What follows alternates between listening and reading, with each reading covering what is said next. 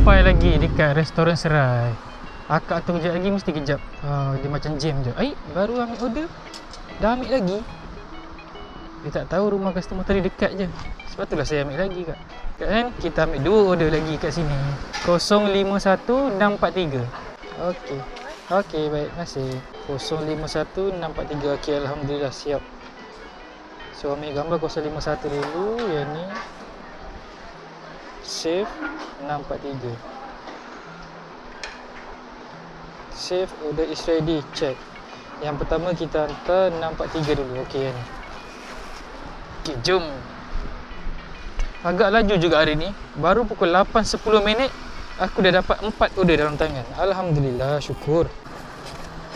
Biar laju supaya cepatlah kita dapat, kita settle kita punya apa target. Apa benda ayat aku cakap pun tak tahu.